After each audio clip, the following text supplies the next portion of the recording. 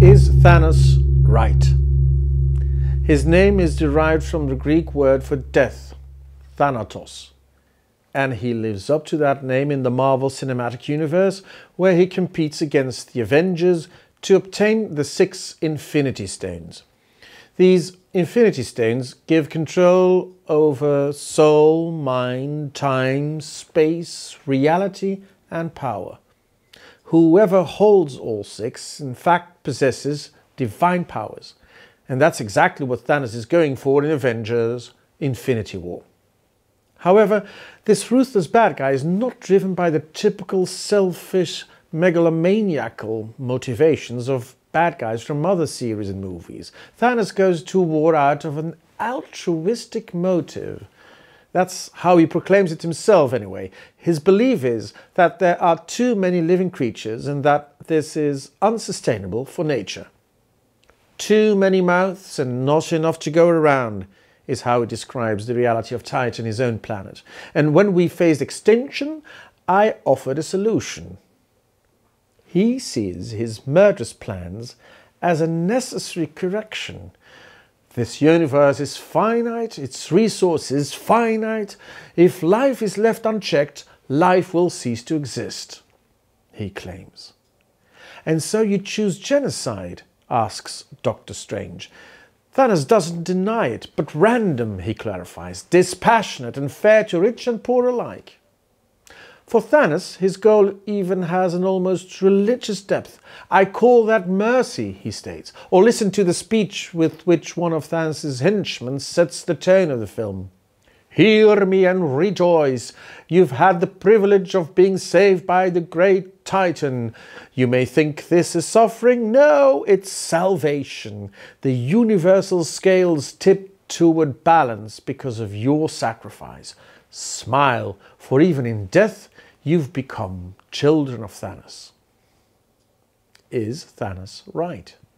In 2022, the year the world population reached the 8 billion mark for the first time, Earth Overshoot Day fell on July 28. That is the day of the year when humanity consumed the natural resources that the Earth can regenerate in a year. One could speak of the ecological budget being exceeded. Specialists calculate this day by dividing the Earth's biocapacity by the ecological footprint of global consumption behavior and then multiplying by 365. Since 1970, this equation has been in the red, says the NGO Global Footprint Network. How long can this continue, many wonder. In that context, Thanos' reasoning doesn't sound silly. The universe is finite, resources finite, a correction is needed if we are to survive. Is man catastrophic to life on Earth? The first time I was confronted with this idea was in 1999's The Matrix. Agent Smith, who fights humanity, says there, human beings are a disease, a cancer of this planet. You're a plague and we are the cure. In The Matrix, humans are reduced to batteries. In Infinity War, the solution is to halve the population. Genocide, Doctor Strange calls this, and he thus makes the link to the real world. Think of the Nazi concentration camps during World War II. Jews, gypsies, homosexuals and other opponents of the dream German world empire were slaughtered in a gruesomely efficient manner. This was called the Endlösung, the final solution, to the growing quest for Lebensraum, space to live. Now, you can try to explain this stain on European history by saying that all Germans were bad people, but that's not true, of course. What then? Were ordinary people unwilling victims of the coercion of a few rogue leaders? Neither. People with good intentions allowed themselves to be drawn into a disastrous line of reasoning that at the time seemed to be supported by scientific models. Apparently, it's possible to manipulate people to the point where they have the conviction that other people must be exterminated, like the fire department destroying a wasp's nests in your yard. Religious fanaticism can lead to this, but so can political ideologies and scientific aloofness. What these three have in common is that they view people not as individuals, but as part of a group. The Jews, the Gypsies, humanity, or still the refugees, the Muslims, the far right, the rich, the poor, the criminals, the elderly, and so on. When you lock people into such categories, the person disappears from view, whereas that is the heart of being human. Our name, our history, our talents, our stupidities, our joys and our relationships. Each one a unique person which you can't or shouldn't simply erase. In the film, this theme is prominent in a very poignant way. 3 times Thanos acquires one of the Infinity Stones thanks to the threat to kill a beloved person. Loki hands over the Tesseract to save his brother Thor's life. Gamora reveals the location of the Soul Stone in exchange for her sister Nebula's life. Doctor Strange even gives up his Time Stone for the injured Tony Stark. Each time this is an irrational decision. By saving the life of one person, you endanger the life of all. And it's precisely at that delicate crossroads that man's noble heroism shows itself. Even stronger when the reverse mechanism comes into play. Persons willing to give their lives to save humanity beg their beloved to kill them. That, for example, is Gamora's explicit request to Star-Lord. Torn, he pulls the trigger to prevent her from having to lead her adoptive father to the Soul Stone, but only so bubbles come out of his weapon. With Wanda Maximoff, it goes even further. She does kill her beloved Vision, but Thanos can reverse the process. An evil variant is seen when Thanos has to sacrifice his only love to get his 4th stone. He puts aside his personal relationship with Gamora to accomplish his plan for the collective.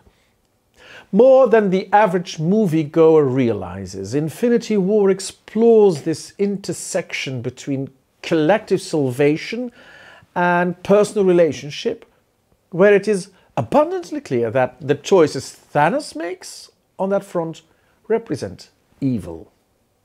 Love transcends reason is the message. Yet at the same time, in my opinion, you also run into the question of whether such love should really be at the expense of everyone else. Why did you do that? Tony Stark rightly asks Doctor Strange after he surrenders the Time Stone to save Stark's life. Why? The answer sounds somewhat mysterious. We're in the end game now, Doctor Strange explains. The sequel film in the Avengers series is called Endgame. Perhaps we'll find further clues there, but that's for later. Now, what does all this have to do with Christian faith? There are many points of contact. Care for creation and man's unique place in it is a major thread in the biblical proclamation. In 2015, Pope Francis published a policy text in that context that brought serious attention to the collective. Laudato Si is the name of the encyclical, and the subtitle reads, Caring Together for Our Common Home. The Pope's tone is sharp. If we don't adjust our behavior, life is in danger. Or to use the language of our film, the universe is finite, resources finite. A correction is needed if we are to survive. Of course, that is where any similarity between the Pope and Thanos ends. After all, the Christian view of man is fundamentally personalistic. Each person is wanted and loved by God himself. No one has the right to sacrifice another for the collective good. The Church traditionally expresses this principle with the concept of soul, that part of the person that God created and with which God remains connected. For the sake of the soul, every human person requires unconditional respect, even those who, from a human perspective, receive that respect less naturally. Serious criminals, for example, or unborn life. Therefore, Christianity's greatest enemy is death. Thanatos in Greek, remember? Incidentally, in Infinity War, a curious scene suddenly mentions Jesus. Two groups of the good guys, who don't yet know each other, meet. At first they think they're enemies, but then it becomes clear that they're both fighting Thanos. "What master do you serve?" Doctor Strange asks. Star-Lord's answer is meant to be funny, but it does actually make sense. What master do I serve? What am I supposed to say? Jesus? In the movie, it would be a curious twist if it were indeed about Jesus, but in real life, I believe it's just about the most sensible answer there is to give. In the difficult tangle of what is morally right and what is not, it's dangerous to get caught up in a religious, ideological or scientific system. Christian faith walks a different path. Namely, it starts from a personal relationship with Jesus, the Master, who becomes a guide in the exciting search for meaningful and responsible living. Will we also find something of that Jesus when we enter the endgame with the surviving Avengers?